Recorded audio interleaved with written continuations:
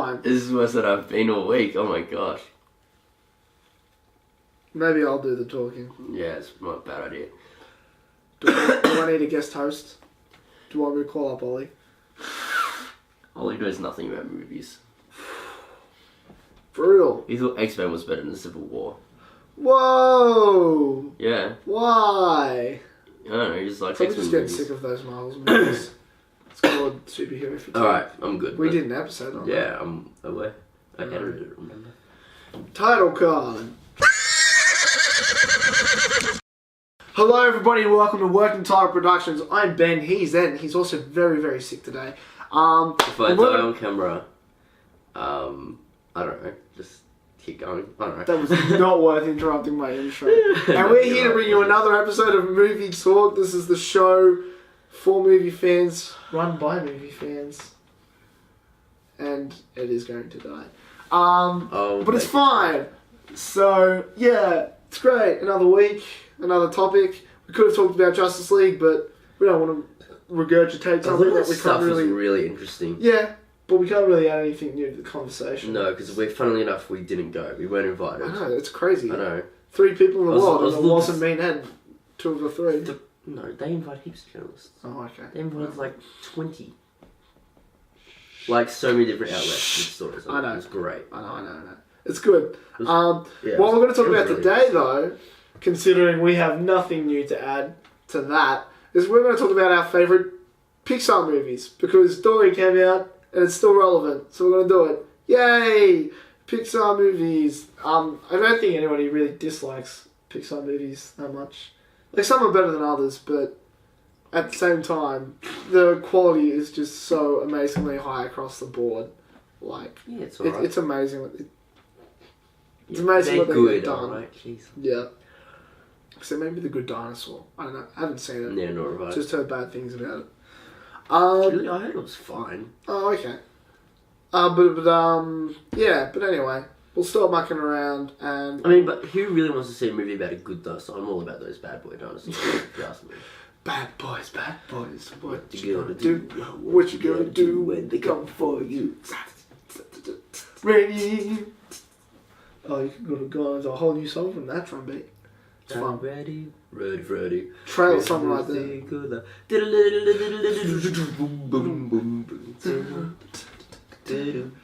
No, we're not going to talk about movies.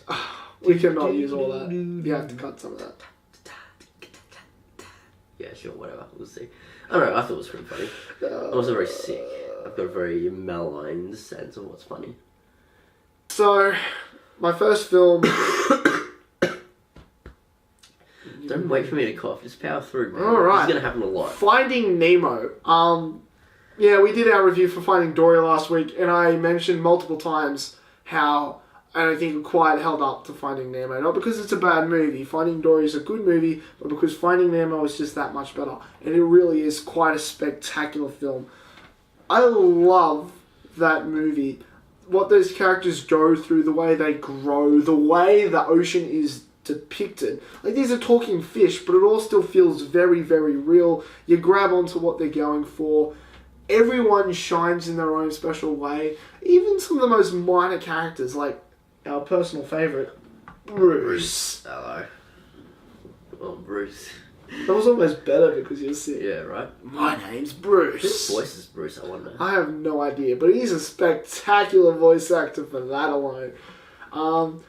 It's an amazing movie. It's a beautiful story. The soundtrack in Finding Nemo is something really, really special. Like, there wasn't really that much memorable about Dory's soundtrack.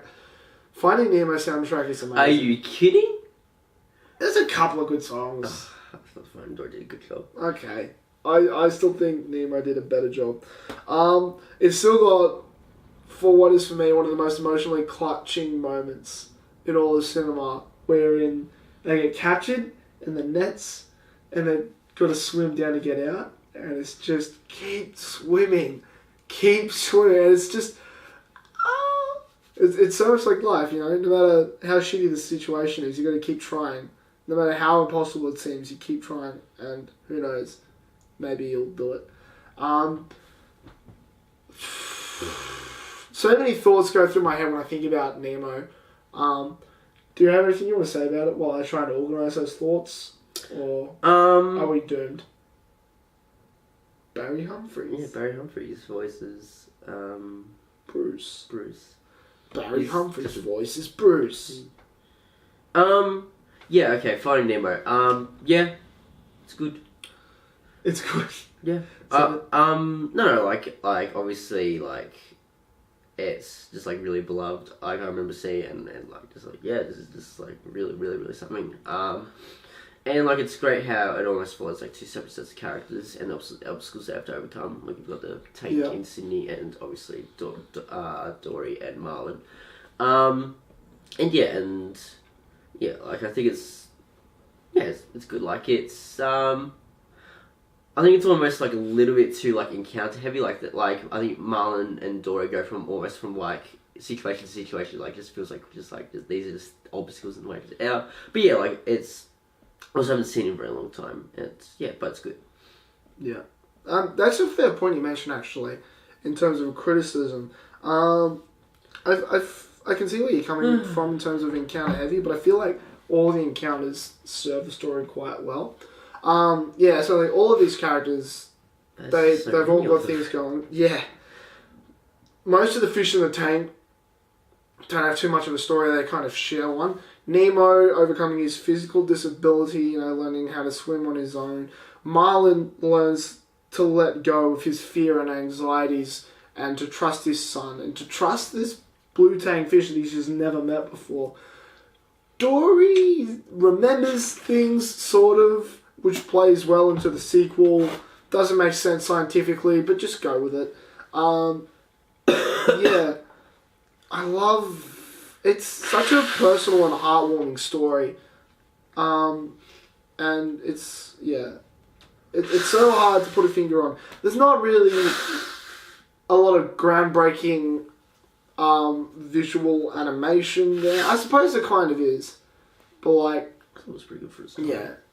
Exactly. Like 2003, 2004? Yeah, for 2003, yeah.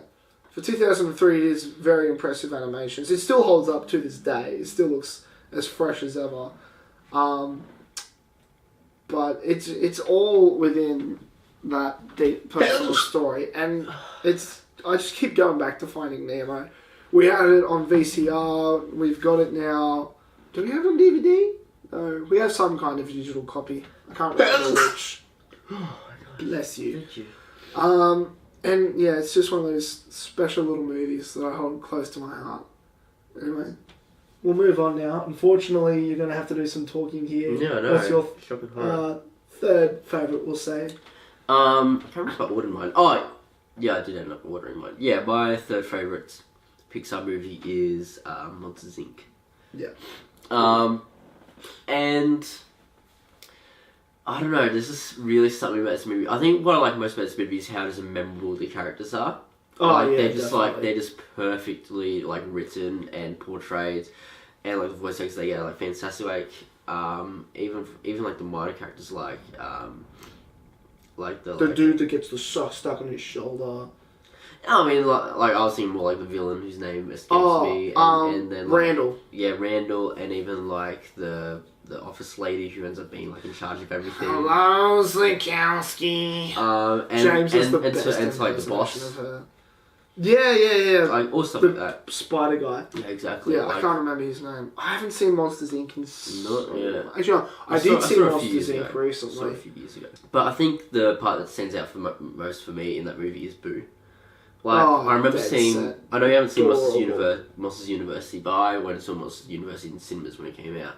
And I remember watching it, I was like, this is good, but it's just missing something. And I was thinking about The emotional linchpin. Yeah, and I realised that Yeah. what the movie was missing was Boo. Like...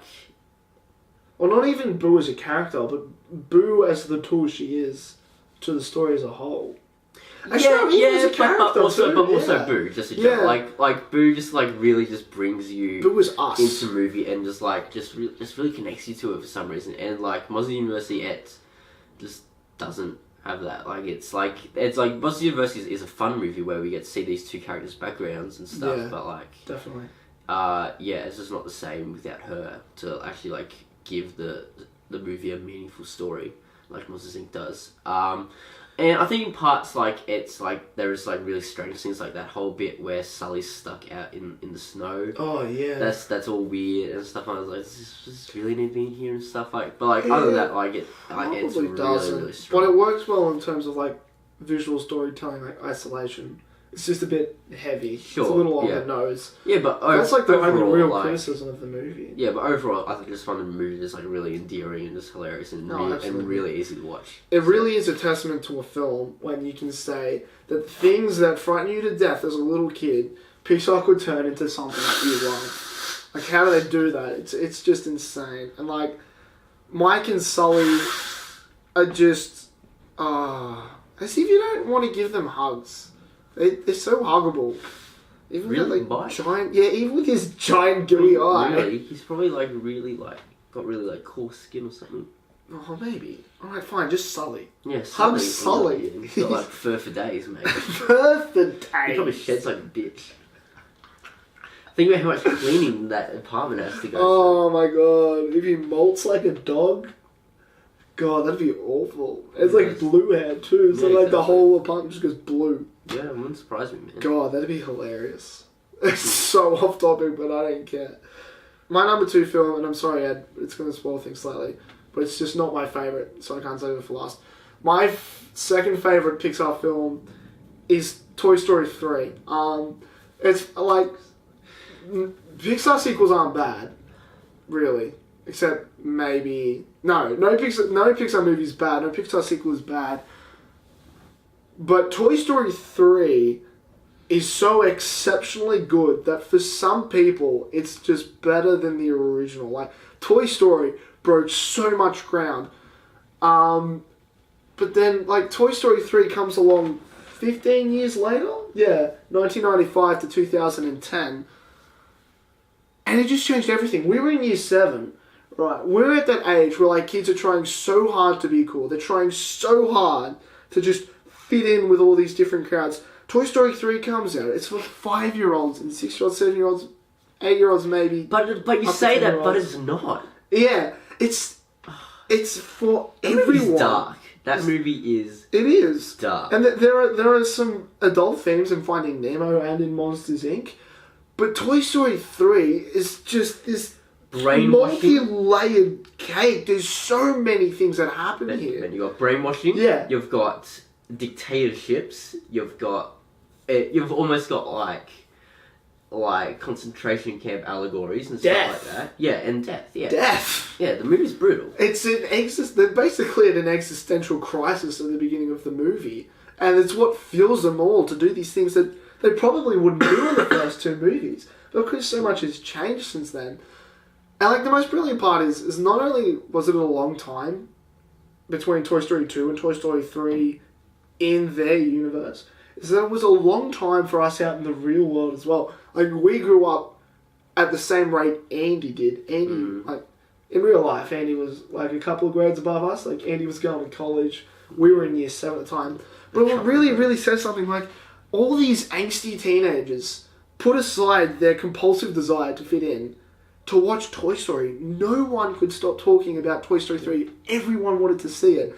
And it is the most beautiful looking 3D animated movie I think I've seen, outside of Piper, the short film before Finding Dory. It looks so incredible. And like, right from the beginning, like that introduction scene, stay away, Carla. That introduction scene wherein, like, it's from Andy's childhood past, and they're like trying to stop the train that's being robbed, and everyone is there, and you're just like watching, like, this kid has the most amazing imagination. No real kid has ever had an imagination this incredible. And it just all comes to life right from the very beginning. And then of course it's so emotionally complex. And then right down to the end of the movie, if you don't cry in Toy Story 3, there's something wrong with you. And if you don't laugh at the very end of Toy Story 3, where we get Alien Egg Machina. Yeah. The claw. So good. freaking love those things. I'm not gonna say and I don't know, it just does a really good job of capturing like all of our like childhood emotions. Like I used to have Woody and Buzz Lightyear like figures, like replicas of the ones in the movie. Yeah, I feel like and by the time I was in year 7, I had gotten rid of them. Yeah. So like we'd gotten rid of the broken ones.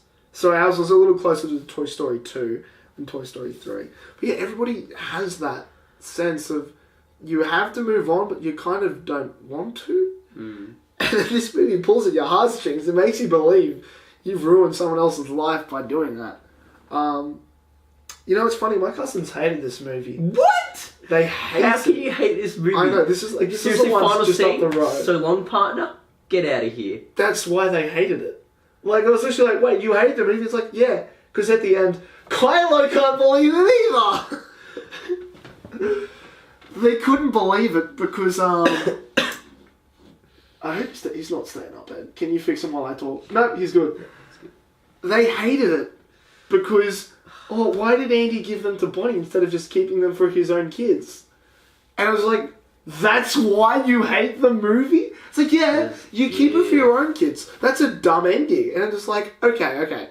Putting aside who hasn't given toys to charity? Yeah, I was thinking, putting aside the fact that it's not actually a dumb ending, even if it was truly a dumb ending, you're gonna let that one little moment take away from the story arc, from the fact that the toys have finally ended their journey. Sure, it might not be the best action for Andy, which I actually don't think it is. I do like that choice by Pixar. But even if it wasn't, the toys story is over. That's it. It's done. And it was executed so well. The rest of the movie is so enjoyable. You're going to let that one scene ruin it for you just because it's the way you wouldn't do it. And I said this to them, and they've had changes of hearts after 6 years. They've changed their minds. But it's like, those toys are so old. You don't know that they're still going to be there when Andy finally becomes a father. You don't know that he's going to be able... working. Yeah, you don't know that can you even get AA batteries when Andy's a father? Who knows? Oh, probably. But like, it's so much that happens. They could break. They could wear down. Exactly. And at the same time, who's to say they won't come back to him when he becomes a father? But it's just too far away. You can't leave them in the attic. Clearly, his mum doesn't want to. We see that at the beginning of the movie. So his options are either throw them out or give them away to another kid. And he does. And even if you still think that's stupid, then he could have held on to them. Who cares? He gives them to another kid to enjoy. And that's the point. It's about passing on the love. Yeah. And I think if, like... I don't know. I feel like you gotta love this movie. Yeah. Now, Toy Story 3 is my favourite Pixar movie. Yeah, sorry. So I was thinking about saving it for the end, but in the end I was like... That's alright. No, I can't. I have to do this. And so there are a couple of things I would like to say. First of all, I want to give a shout out to Spanish Buzz. Oh my god, yes, Spanish Buzz. And the way they redubbed the "You've Got a Friend in Me." Yeah, you got a friend in me. You can't have friend in me. It's probably that was more like Slovenian or like Transylvanian. You sounded like don't Dracula. speak Spanish, but you were speaking English. I mean, anyway, so I was, but it's all about the rhythms, Ben. Yeah. And then and it's got probably the best villain of all the Toy Story movies. Oh yeah, that's because it's the only villain that's a toy. Yeah. Really. Well, Toy Story 1, like Sid is the villain. Yeah, but he's a misunderstood kid. Who probably doesn't have the best family life. Like when you see Buzz walking on that TV. Did you know that Sid's the garbage collector in Toy Story 3? I mean, it's not confirmed, but he probably basically is. He's got the skull T-shirt, and then that Boo is in the room in the preschool. Have you ever seen that? No, I haven't. You watch closely when the kids come bursting into the room. Okay, that's in the quiet room. No, in one of the quiet rooms. No, I'm not doubting that she's in there, but I still think this is like that. That's bullshit. That she shouldn't be there. Yeah, probably not. I mean, yeah. People use it to tie into the whole Pixar theory and whatnot. It's like, who cares? It's a fun little Easter egg. And then I also want like to in give a comic shout out movies. to Ken and Barbie. I thought that was Oh, hilarious. Ken and Barbie are great. I thought that was so funny. Like I remember when I first saw it, I was like when they did do that stuff, like I was like watching it. Like at the very start, you kind of just like, oh, you for real? But then by the end of it, actually like makes sense. Yeah, they really grow on you. It was like it's just fun. Big babies change your heart. Like Oh, yeah, a really Big Baby. emotional story for him, her. Who knows? I can't remember. I completely forgot about Big Baby. Big Baby, yeah. It's because good times. Big Baby gets so overshadowed by Lotso, but like, it's Saving Grace, their story. Not really Saving Grace, what am I talking about? It's one of the greatest things, I should say. Saving Grace is a good movie. So though. many great things. Buzz and Woody, again, like, you understand why they disagree on certain things, even though they're best friends. Bo isn't even in the movie. No, Woody's love interest from the first and second film is nowhere. Like, they mention the fact that she's gone, and no one talks about it. So I have a feeling she got thrown out, or, like, broken. Yeah. And, like, they don't even talk about it. It's just, oh my god. Anyway, so Ed, your number 2 film. My try and move number on. 2 film is The Incredibles.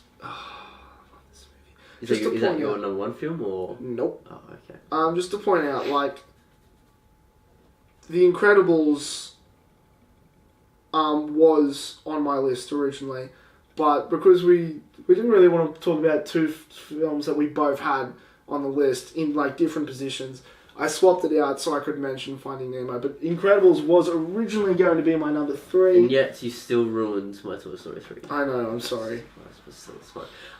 Okay, unlike most of the other movies on the list, The Incredibles is a movie that I've had the good fortune of watching many times since it came out. Yeah. Like, many, many, many times. I've seen that movie dozens of times. And deservedly so. And incredibly, that was accidental, it holds up every time. Like, there's just... Absolutely. Like, this movie is just, like, fantastically crafted. Like, more than anything, it's always, like a lesson in film design, like how to structure a plot and stuff like that. It's so genius. Like, I love the opening sequence. Oh, yeah. Like, I think that's brilliant. Like, So much fun. it's just got such great understanding of, like, tone and setting. And then the soundtrack. Yeah, exactly. Yeah, and then and then we get this massive shift into basically just like suburban life, and that's really well done as well. Like everything like sounds as it should. Like the office sounds great, the school sounds great, the home sounds great. Like all these things, this is so well crafted. Yeah. And just even just like the most inconsequential of characters are just hilarious. Like Bob's boss. Yeah. Is just hilarious. That's so funny. You're supposed to protect our people! Yeah, he's important to the story. He's one of the most... Yeah. What do you think about it? He's one of the most important characters in the story. He kicks off the whole thing. Yeah, it's just like all of this sort of stuff is great. I think like... And all the characters, like they've really fleshed out the world that they created for The Incredibles. Yeah, and I think the movie drags a little bit in the second act. Like, the second act is really I still find it really interesting. Yeah, like, it's all interesting, but it's still just, like, very long. It takes a very long time to get back to the city to stop the thingamajig. Yeah, the robot. Yeah. They literally just call it the robot. Yeah. And yeah, like, I don't know, I think they just do, and just the way they build the world with all the other superheroes as well that we don't really see, but they're just, like, talking about. Yeah, they talk about like Gazebeam, and just, like, all the other... Diner Guy. Yeah, and all the other ones that you see on the archive and stuff, and all the ones that Edna talks about. Edna Mode is amazing. Voiced by Brad Bird. Voiced by Brad Bird, the director. Yeah. It's crazy. You know what the most amazing thing is, though? Is that it's funny. Like, The Incredibles came out in 2004. You could argue in the time since it came out... I saw that movie in New Zealand. Good for you, Which is lad. also where I saw the first trailer for Star Wars Episode 3. And I was like, hot damn! That's something we've got to do. We're going to get like a Lachlan and someone else in here and have James probably and have a debate about Star Wars Episode 3. Anyway. Like, yeah, so it came out in 2004. And, like, it really plays off the golden age of comic books and superheroes. But due to the boom of the superhero movies in Hollywood today, it's like The Incredibles has almost become more relevant as time has gone on. Like, you look back at it now, it's like, what a great story in and of itself. And he's like, well, it's funny because it's still kind of more relevant now. And it's just, it's really interesting. It's almost like they saw the whole thing coming. And even then, like, most superhero movies are based off comic books. The Incredibles is not. The Incredibles is an original idea, and it's still done better than a lot of comic book superhero borrows very movies. heavily from a lot of other I mean, yeah, but it's still very much their own world, their own characters with their own motives. And it's yeah, you already said it. It's kind of a masterclass in filmmaking. Something else that I really love is just all the character arcs that the main family goes through. Oh yeah, definitely. Like, especially the kids. Like, I love how Dash learns to compete properly. Like they strike that balance like that. Letting out his competitive edge. Yeah, exactly. While still keeping it all in and stuff like. fair. But I really like Violet's character arc. Yeah. Like he's super like constricted and just wants to shut everyone out and just doesn't which want her to part of powers anything. literally allow her to Yeah, do. exactly. And then like She can either turn invisible or push people away. yeah, exactly. But then eventually just learns to just be herself and just Yeah.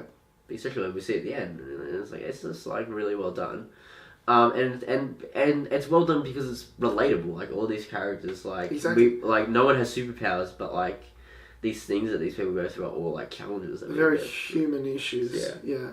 It's funny because the film almost has a very dark message about conforming to society and how we shut out our brilliance. And it almost tells us that's what you should do. Because you almost see that in that Dash never actually wins the race. He's quite content to come second even though he knows he could come first.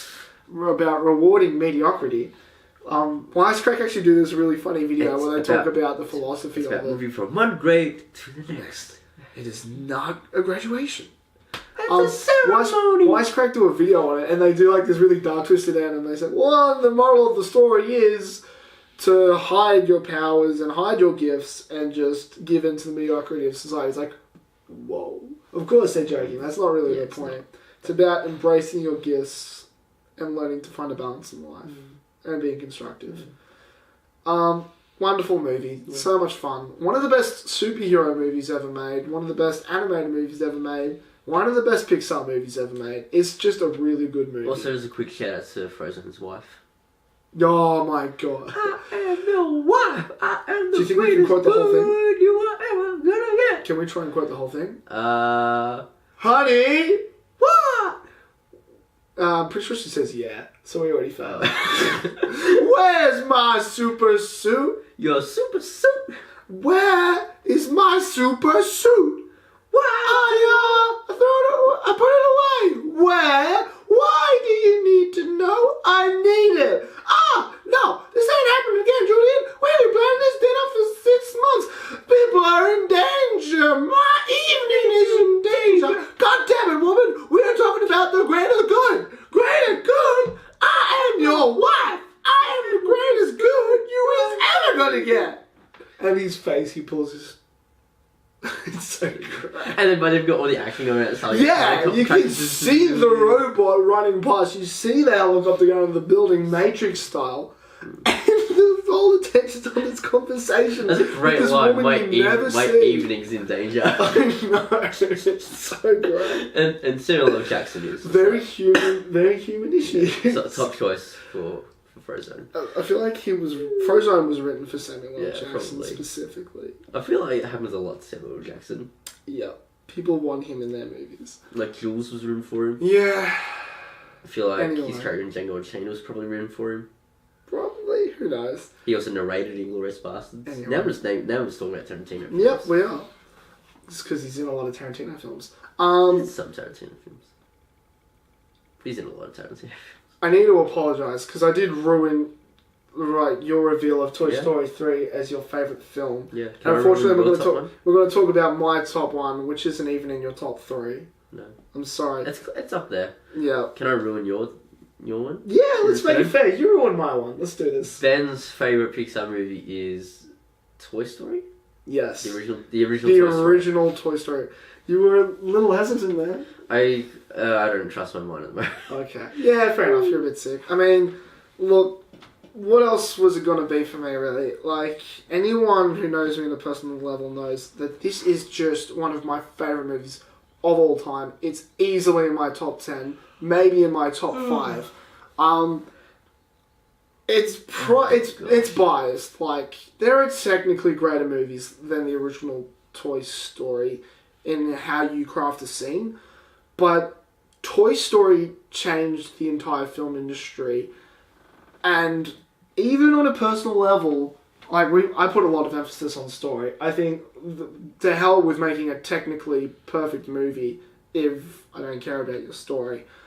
Toy Story, first and foremost, is a brilliant story. Like, and this had never been done before. Like, to take that idea from the short film they made about Tin Toy or whatever it was, and to then craft it, was originally going to be a sequel short film, then it was going to be a half-hour sequel, special, straight-to-home movie, then it was going to be an extended feature, and then eventually Disney just said, just make a whole movie. So then they did, and they completely reworked it into what we now know as Toy Story, and it's this beautiful story about, where do we even begin? It's Woody's story about reconnecting, about finding Andy again. It's Buzz's story about accepting who he is and embracing his role.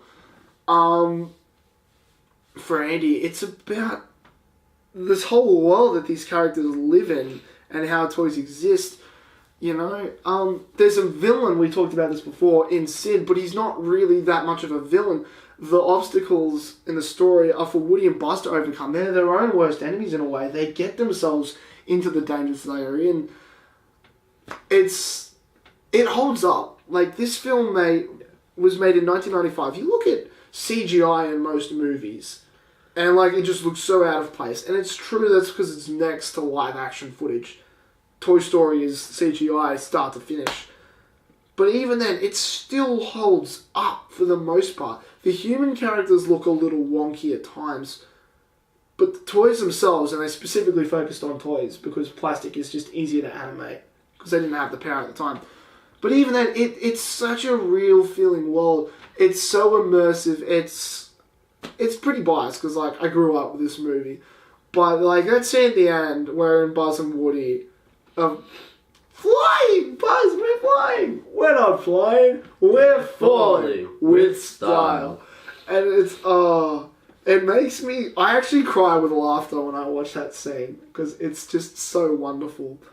The way, look, Kylo, he just doesn't want to stay up. Do you want to hold him? Alright. Of course I'm going to hold him. My Kylo. The way these characters, the way these characters work together is just so amazing. Like the scene at the beginning with the toy soldiers, and they're like doing all the surveillance on Andy's birthday party, and everybody's working together. Buzz comes in, he totally turns Woody's world upside down. Woody is jealous. Woody is kind of maniacal in a way. He's not the nicest guy at the start of the film. He has a lot of growing and learning to do. Buzz is learning and growing to do. Mrs. Nesbitt. Mrs. Nesbitt. That's what I thought of. I am Mrs. Nesbitt. As funny as Mrs. Nesbitt is, it only comes about because of that like ridiculously sad scene where Buzz tries to fly at the window. It's heartbreaking. That scene destroys me. Oh my gosh. Yeah. And then of course, that dog, Sid's dog, puts the fear of God in you. Like when Woody's string like zips back. And the dog just wakes up, you're like, no! And you get so scared. It still sends shivers down my spine. It's so amazing. It's the first movie to be made entirely using 3D animation. And it's still one of the best, if you ask me, the best. Like, it's Pixar's first attempt, and still to this day, nothing has beaten it. Unless you ask the majority of people, and you find the majority crowd, Toy Story 3 is the better film. I love the entire Toy Story trilogy. I think it's incredible. Some people say Toy Story 3 finally surpassed it. Others, like me, will say nothing beats the original Toy Story. It doesn't really matter. They're all wonderful films. And there's nothing more to say, really. Like, that's just it. More than anything else, Pixar, what? I just saw a really funny way to piss you off. Oh, please don't. Okay, do it. You know, Fender, just like... I mean, Toy Story is all well and good, but you know, there's just one of Pixar's movies that I just love a lot more. Don't do it. And it's Cars 2. Don't do it. Fuck you! Why?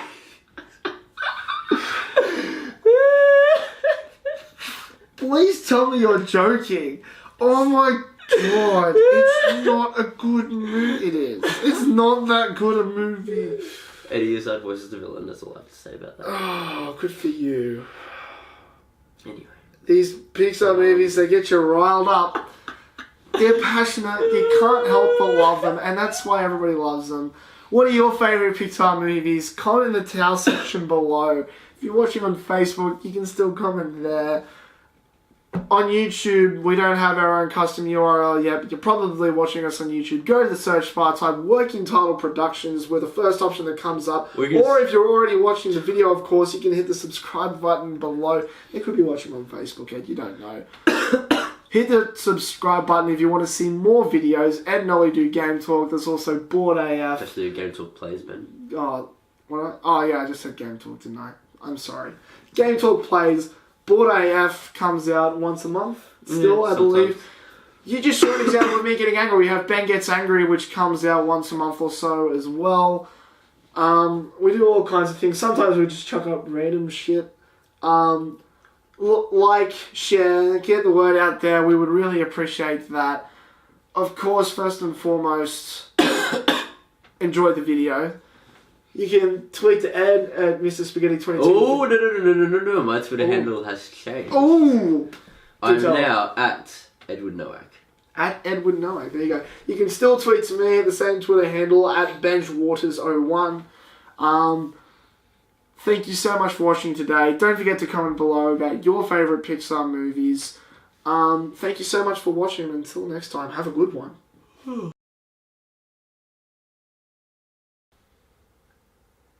You're an idiot. Go away.